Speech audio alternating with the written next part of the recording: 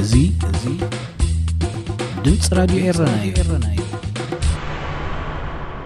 ክቡራት ሰማዕትና ዓለታዊ ዜና እንሆ። ውድብ ሕቡራት ሃገራት ንወራር ሩስያ ኣብ ዩክሬን ኣመልኪቱ ንዘቕረበ ውሳኔ ሓሳብ ኤርትራ ተቃዊማቶ። ውድብ ሕቡራት ሃገራት ብ23 ለካቲት ኣብ ዘካየደ ኣኼባ ዝቐረበ ሓሳብ ሓደ ዓመት ዘቑፀረ ሩስያ ኣብ ልዕሊ ዩክሬን ዘካየደቶ ወራር ንምኹናን እዩ ነይሩ።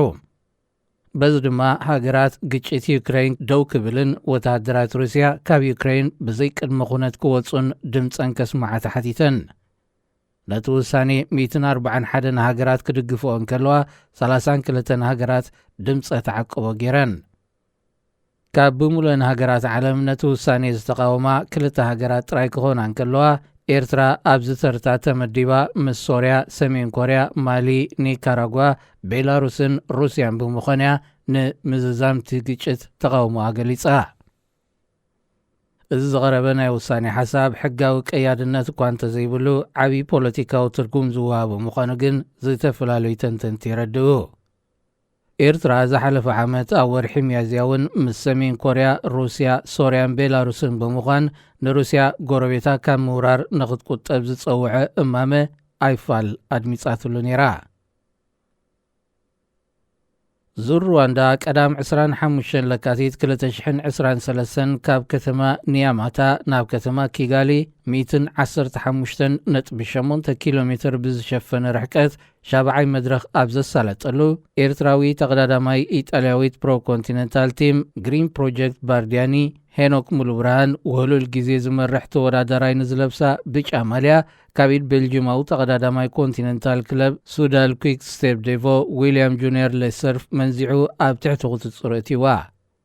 ኣብዚ መድረኽ እዚ ኢጣልያዊ ወድጋንቱ ንሄኖክ ማኑዌሌ ታሮዚ ንመቕዳድም ተሓዲጉ ንበይኑ ኣብ መዛዘሚ ዝበፅሐ ክኸውን እንከሎ እንግሊዛዊ ማርክ ሲወርትን ስጳኛዊ ኡናይ ኢሪባርን ብ32 ካልኢታት ተፈንቲቶም ካልኣይን ሳልሳይን ደረጃ ሒዞም።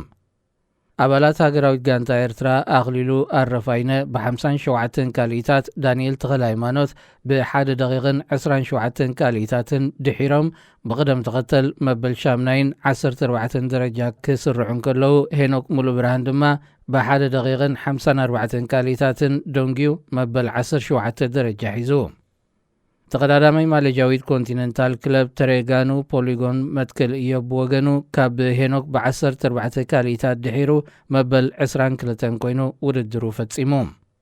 ድሕሪዚ ዝተመዝገበ ውፅኢት ሄኖክ ካብ ታሻዓይ ናብ ቀዳማይ ተርታ ዘሊሉ ብጫ ማልያ ክለብስ እንከሎ ኢጣልያዊ ዋልተር ካልዞኒ በተመሳሳሊ ግዜ ካልኣይ ደረጃ ቤልጅማዊ ዊልያም ጁኒየር ሌሰርፍ ድማ ብ2 ካልኢታት ተበሊጹ ሳልሳይ ተርታ ተሰሪዖም ይርከቡ። መትከል እዮብ ድማ ብ12 ካልኢታት ተፈልዩ ኣብ ሻብዓይ ተርታ ይርከብ። ሄኖክ ብዘይካ ንብጫ ማልያ ብሉፅ ኣፍሪቃዊ ተቐዳዳማይ እውን ካብ ኢድ መትከል ክርከባ በቂዑሎ። ዙር ሩዋንዳ ሎሚ ሰንበት 75.3 ኪሎ ሜትር ርሕቀት ብዘለዎን ማውንት ኪጋሊ ተባሂሉ ንዝፍለጥ ተሪርን ፈታንን ዓቐብ ብተረጋጋሚ ብዝሓኩርን ሓያል መድረኽ ክዛዘም እዩ። ሚኒስትሪ ምክልኻል ኢትዮጵያ ናይ ተተኮስቲ ፈኮስቲ ብረት ፍርያት ክጅምር ምዃኑ ፍሊጡ። እቲ ሚኒስትሪ ቅድም ኣቢሉ ምስ ሓደ ትካል መፍረፂ ዋር ሕቡራት ኢማራት ዓረብ መዘክር ፈሪሙ እኳ እንተነበረ እቲ ጣዋዙን ዝተባህለ ትካል ውዕሉ ስለ ዝሰረዘ ነቲ ናይ መፍረፂ ትካል ንምምስራት ብውሽጣዊ ሓይሊ ክኸውን ምውሳኑ ፍሊጡ።